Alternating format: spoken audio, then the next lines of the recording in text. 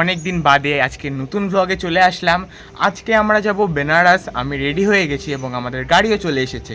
তো আমরা বেনারসে কোন রুট দিয়ে যাব, সেখানে গিয়ে কোথায় থাকবো, কি কি খাবো, কোথায় কোথায় ঘুরবো, সব এই ভিডিওতেই থাকবে।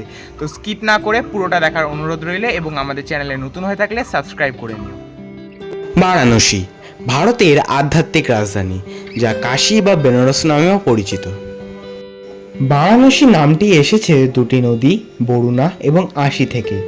কাশী নামটি সংস্কৃত শব্দ কাশ থেকে এসেছে, যার অর্থ হলো আলোকিত হওয়া বা উজ্জ্বলভাবে জ্বলে ওঠা।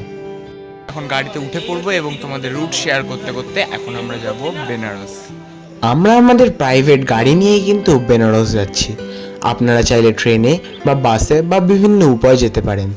সেই সংক্রান্ত সমস্ত বিবরণ আমি ডেসক্রিপশন বক্সে দিয়ে রাখলাম, আপনি চাইলে চেক করে নিতে পারেন।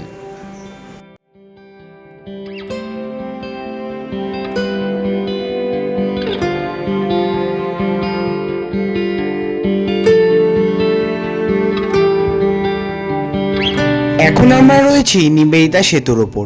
সামনেই রয়েছে দক্ষিণেশ্বরের মন্দির। তো বন্ধুরা, এখন আমরা আছি বর্ধমানে, আর বর্ধমানের এই হাইওয়েতে আমরা দাঁড়িয়ে রয়েছি। এখন আমরা কিছু স্ন্যাক্স খেয়ে নেব, তারপর আমরা আমাদের গন্তব্যের উদ্দেশ্যে রওনা দেব।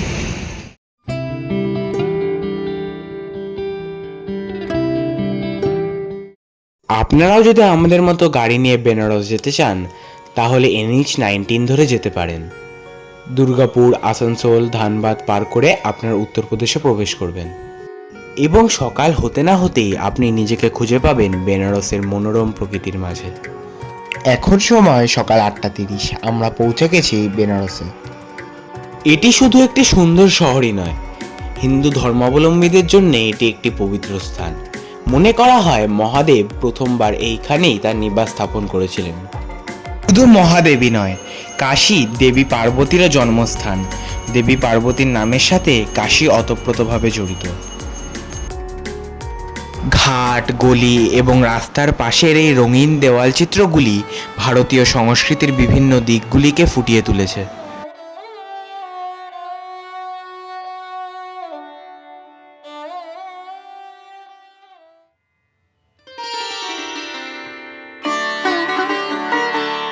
আমরা চলে এসেছি বেনারসের ভারত সেবাশ্রম সঙ্গে। এটি বেনারসের সিংড়ায় অবস্থিত। আপনারা যদি বেনারসে আসেন তাহলে আপনারা ভারত সেবাশ্রম সঙ্গে থাকতে পারেন। আপনাকে কিন্তু এখানে এসেই মহারাজের সাথে কথা বলে বুকিং করতে হবে। বুকিংয়ের টাইম শুরু হয় সকাল 6:30 থেকে।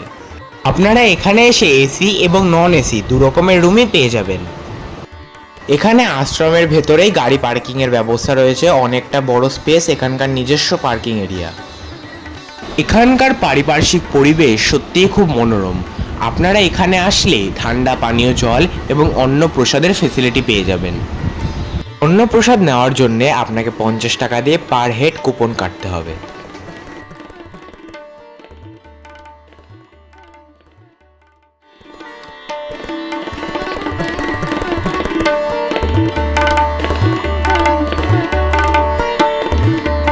নাম্বার 81, আর এটা আমরা নিয়েছি।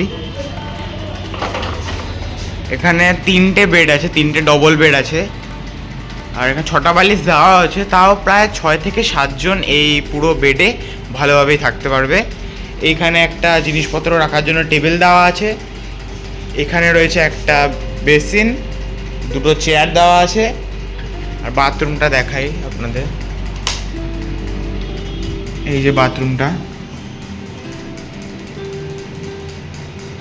এটা কিন্তু আমাদের এসি রুম নিয়েছি।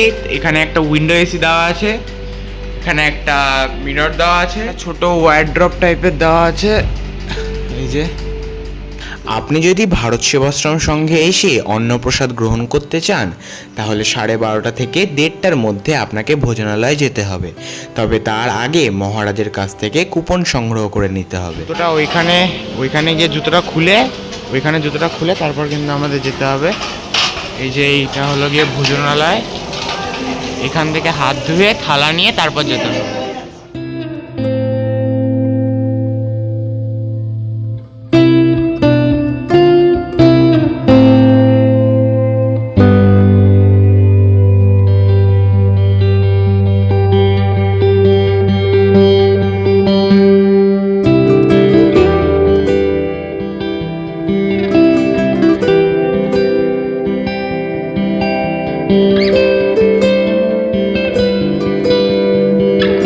এটি ভারত সেবাশ্রম সংঘের ভোজনালয়।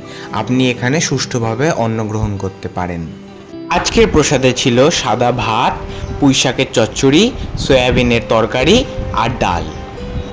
তো বন্ধুরা, এখন সময় দুপুর 3:30, আর আমরা খেয়ে দিয়ে রেস্ট নিয়ে নিয়েছি বেশ কিছুক্ষণ।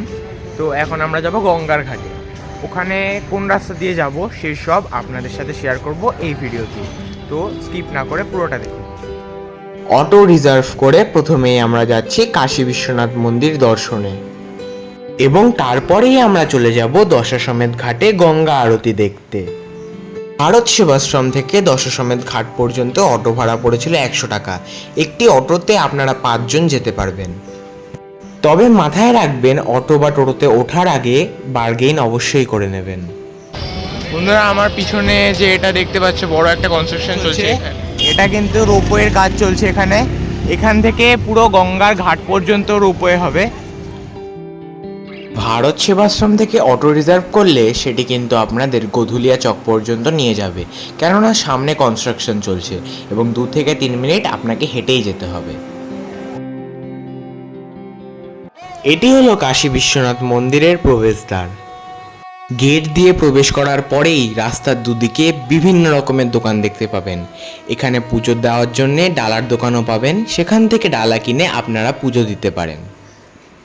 আপনি যে দোকান থেকে ডালা সংগ্রহ করবেন সেখানেই বিনামূল্যে লকারে আপনি আপনার সব দরকারি সামগ্রী রেখে যেতে পারেন। একটা কথা মাথায় রাখবেন, কাশী বিশ্বনাথ মন্দিরে কিন্তু কোনো রকম মোবাইল, ক্যামেরা বা ডিজিটাল ঘড়ি বা কোনো ইলেকট্রনিক গ্যাজেট নিয়ে যাওয়া যায় না। তো সুতরাং বাধ্যতামূলকভাবে আপনাকে সেগুলি লকারে রেখে যেতে হবে। কাশী বিশ্বনাথ মন্দির দর্শন করতে আসলে প্রথমে আপনাকে পুজো দিতে হবে মা অন্নপূর্ণার মন্দিরে। আপনি যদি দুপুরবেলা অন্নপূর্ণা দেবীর মন্দিরে আসেন তাহলে বিনামূল্যে তার প্রসাদ গ্রহণ করতে পারেন। এরপরেই আপনারা দর্শন করবেন কাশী বিশ্বনাথের মন্দির। যেহেতু এখানে কোনো ফোন বা ক্যামেরা অ্যালাউ ছিল না, তাই আমরা কোনো ভিডিও ক্লিপ তুলতে পারিনি। এখন আমরা চলে এসেছি দশাশ্বমেধ ঘাটে। আপনারা যদি একদম সামনে থেকেই বসে গঙ্গা আরতি দেখতে চান তাহলে আপনাকে কিন্তু বিকেল 4টের মধ্যেই ঘাটে উপস্থিত হতে হবে। দেখুন, আমাদের আসার আগে থেকেই এখানে প্রচুর ভক্তের সমাগম হয়েছে। বারাণসীতে প্রায় 84টি ঘাট রয়েছে। তাদের মধ্যে গঙ্গা আরতির জন্য সর্বাধিক বিখ্যাত ঘাট হলো দশাশ্বমেধ ঘাট। এছাড়া রয়েছে অসি ঘাট, অসি নদী ও গঙ্গার মিলনস্থল। রয়েছে মণিকর্ণিকা ঘাট, প্রধান শ্মশান ঘাট। এছাড়া রয়েছে হরিশ্চন্দ্র ঘাট, প্রাচীন দাহ কার্য সম্পন্ন করার জন্য বিখ্যাত ঘাট। এবং এরকমই বিখ্যাত প্রায় 40টি ঘাট রয়েছে। আপনি কিন্তু এখানে এসে বোটে করেও সন্ধ্যা আরতি দেখতে পারেন। আপনারা কিন্তু এখানে ক্রুজ বা প্রাইভেট বোট দুটিই পেয়ে যাবেন। এই বোট আপনাকে প্রায় 40টি ঘাটে ঘোরাবে এবং সন্ধ্যায় গঙ্গায় ভাসমান অবস্থায় গঙ্গা আরতি দেখার সুযোগও করে দেবে। আজ এই ভিডিওটি এই পর্যন্তই। গঙ্গা আরতির সম্পূর্ণ ভিডিওটি আমরা আমাদের পরের পর্বে নিয়ে আসব। পরের পর্বে আপনাদের জন্য রয়েছে বেনারসের সারনাথ, নমঘাট এবং আরও অনেক দর্শনীয় স্থান। তাই এই দর্শনীয় স্থানগুলি মিস না করতে চাইলে আমাদের চ্যানেলের পাশে থেকে আমাদেরকে সাপোর্ট করে যান। এই ভিডিওটি কেমন লাগলো এবং এই সংক্রান্ত কিছু জানার থাকলে অবশ্যই কমেন্ট করে জানাবেন, এবং আমাদের চ্যানেলটি সাবস্ক্রাইব না করা থাকলে সাবস্ক্রাইব করে নিন।